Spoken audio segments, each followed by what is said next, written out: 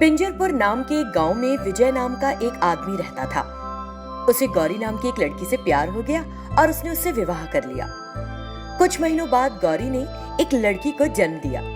उन्होंने उसका नाम रखा कोमल। लेकिन कुछ समय बाद गौरी बीमार पड़ गई और एक दिन विजय को अपने पास बुलाया। सुनो, लगता है मैं अब और नहीं जी पाऊंगी। मैं तुम्हारे पास अपनी बच्ची छोड़े जा रही हूँ। मेरे बगैर तुम लोगों को बहुत परेशानी होगी, इसलिए तुम एक अच्छी सी लड़की देखकर जो मेरी बच्ची की अच्छी तरह देखभाल करे शादी कर लेना। ये कहते हुए वो चल बसी। गौरी की आखिरी इच्छा समझकर विजय ने एक लड़की से शादी कर ली। उसका नाम था देवी। देवी कोमल की अच्छे से देखभाल कर रही थी। ये देखकर विजय सुकून से था। एक दिन कोमल अकेली बैठकर कुछ सोच रही थी। विजय उसके पास गया और पूछा, क्या हुआ बिटिया, तुम यहाँ क्यों बैठी हो? कुछ नहीं बाबा, बस ऐसे ही। अच्छा, ये तो बताओ, तुम्हें अपनी नई माँ पसंद है ना? हाँ बाबा, नई माँ अच्छी है। पहली वाली तो झूठ बोलती थी, लेकिन ये जो कहती है ना वही करती है। अच्छा बिटिया, माँ क्या कहा करती थी? पहली वाली माँ ना कहती थी अगर मैं बाहर घूमने गई तो मुझे खाना नहीं देगी, लेकिन फिर वो मुझे सब जगह ढूंढती थी और घर लाकर मुझे खाना खिलाती थी। लेकिन ये नई माँ ऐसी नहीं है बाबा। इसने भी मुझसे कहा कि अगर मैं बाहर गई तो मुझे खाना नहीं खिलाएगी, और खिलाया भी नहीं। पापा, 2 दिन से मैंने कुछ नहीं खाया। ये माँ अपनी बात पर बनी रहती है। ये सुनकर विजय का दिल टूट गया। देवी, मैं समझ गया हूँ कि तुम मेरे सामने कोमल की अच्छी देखभाल करने का सिर्फ नाटक करती हो। मैं जैसे ही घर से बाहर जाता हूँ तुम मेरी बच्ची को खाना तक नहीं देती। मैंने तुमसे अपनी खुशी के लिए शादी नहीं की थी। मेरी पहली पत्नी ने मुझसे कहा था कि मेरी बच्ची को एक माँ चाहिए होगी। अगर तुम उसे प्यार नहीं दे सकती मत दो, लेकिन कम से कम उसे समय पर रोज खाना जरूर दे दिया करो। ये कहते हुए वो बहुत दुखी हो गया और बाहर चला गया। फिर देवी ने कोमल को बुलाया और गुस्से में उसके सामने खाने की थाली फेंक दी। माँ, मेरे हाथ में चोट लग गई है। अब अगर मैं चावल के साथ सब्जी मिलाऊंगी तो मेरे हाथ जलेंगे। क्या तुम मुझे अपने हाथों से खिला दोगी? इससे देवी और गुस्सा हो गई और जोर से चिल्लाई, हाथ नहीं लेकिन मुंह तो है, अपने बाप से सब कुछ कहने के लिए। किसने कहा था बाहर जा और चोट मार? अब मैं तुझे नहीं खिलाऊंगी तो तेरा बाबा आकर मुझ पर चिल्लाएगा। और वो उसके मुंह में खाना ठूसने लग गई। माँ, मेरा मुंह जल रहा है। माँ, इसमें बहुत मिर्ची है, थोड़ा घी मिला दो। माँ, खाना चाहिए तो हमेशा अच्छा अच्छा। मैंने कोई दूसरी सब्जी नहीं बनाई। आज मैंने और तेरे बाबा ने भी यही खाना खाया है। खाना है तो खा, वरना मत खा। मैं और कुछ नहीं कर सकती। क्योंकि कोमल 2 दिन से भूखी थी, उसने वो मिर्ची वाला खाना खा लिया। उस दिन जब कोमल सो रही थी, उसे महसूस हुआ जैसे उसकी माँ सपने में उसकी बात कर रही है और खाना खिला रही है। फिर उसने अपनी माँ से कहा, माँ, तुम कहाँ चली गई? माँ, मुझे ये नई माँ अच्छी नहीं लगती। मेरे पास आ जाओ, नहीं तो मैं तुम्हारे पास आ जाऊंगी। ये माँ भी अच्छी है बेटा, तुम्हें उनकी बात सुननी चाहिए। वो जैसा कहें वैसे करा करो, फिर वो तुम्हें नहीं मारेंगी, ठीक है ना? ठीक है माँ। तभी उसका सपना टूट गया और कहने लगी, माँ, माँ। लेकिन उसकी माँ कहीं नहीं दिखाई दी। माँ, तुम मुझे छोड़कर इतनी जल्दी चली गई। मेरे साथ कुछ देर रह सकते थे ना? बहुत दिन बीतने के बाद भी देवी के व्यवहार में कोई अंतर नहीं आया। जब विजय घर होता तो वो नाटक करती कि वो कोमल की अच्छे से देखभाल कर रही है, लेकिन जैसे ही घर से बाहर जाता वो कोमल से घर के सारे काम करवाती। कोमल उसके जुल्म सहन नहीं कर पा रही थी। अपने बाबा को बिना कुछ बताए वो हमेशा उदास सी रहती। मैं पापा को इस बारे में नहीं बता सकती। अगर बताऊंगी तो माँ और पापा के बीच लड़ाई होगी। ये बात मुझे अच्छी नहीं लगती। हे भगवान, मेरी माँ को समझ दे, उनसे कह कि मुझसे अच्छे से रहे। इस तरह वो भगवान से हर दिन प्रार्थना करने लगी। विजय अपनी बेटी की परेशानी देखकर भी चुप रहा। उसने भी देवी को बदलने की कोशिश करना छोड़ दिया और हर दिन भगवान से प्रार्थना करता, हे ईश्वर, कृपा कर, देवी का दिल अच्छा कर दे। विजय इस तरह प्रार्थना करता क्योंकि वो देवी के सामने कुछ नहीं कह पाता था, लेकिन अपनी बेटी को इस बुरी हालत में देखकर उसका दिल हमेशा दुखी रहता। हम भी यही आशा करते हैं कि एक दिन जरूर देवी का दिल पसीजेगा और उसे कोमल पर दया आएगी, उसकी ममता जागेगी।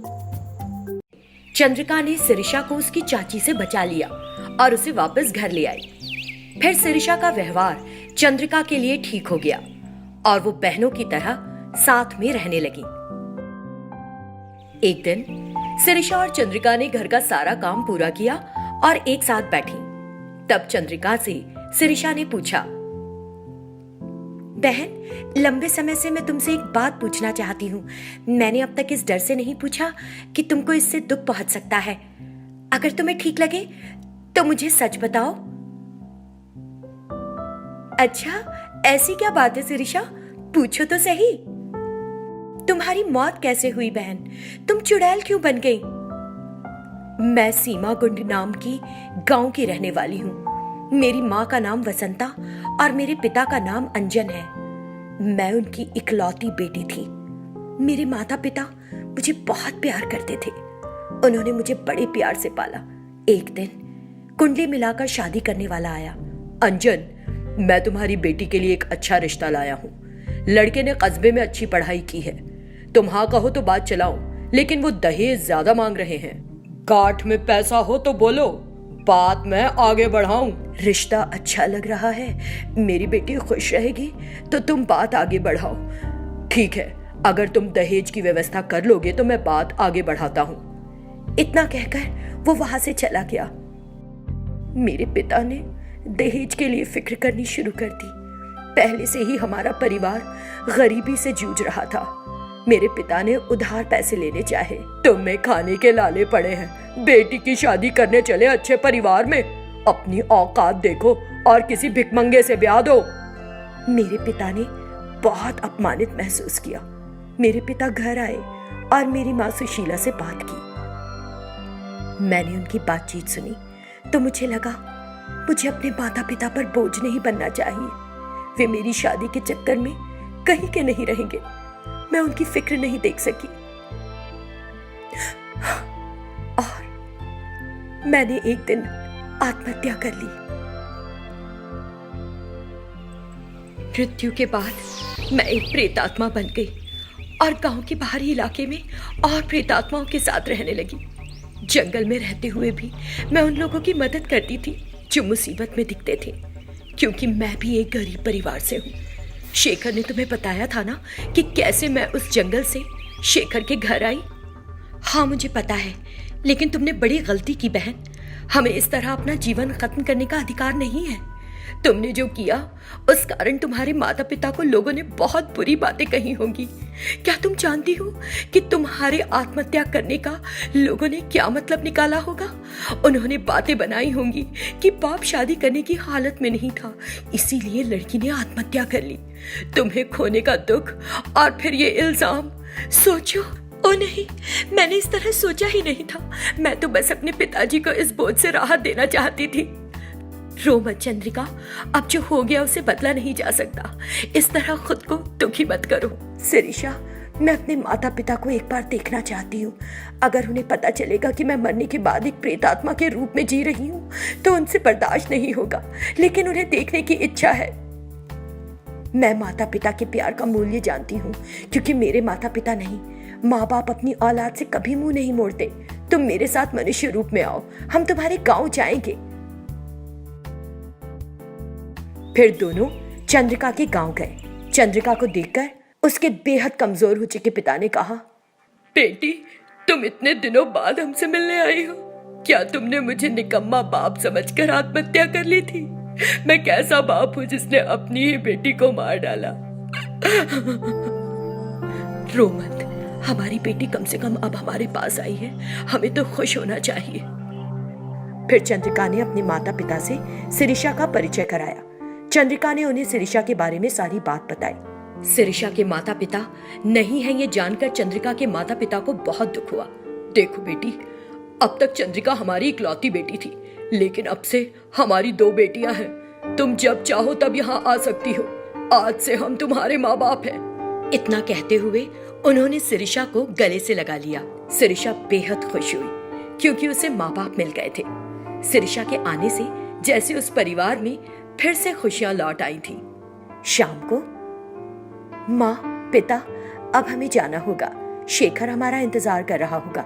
हम फिर जल्द ही मिलने आएंगी। अब आप आराम से रहें और अपना ख्याल रखें।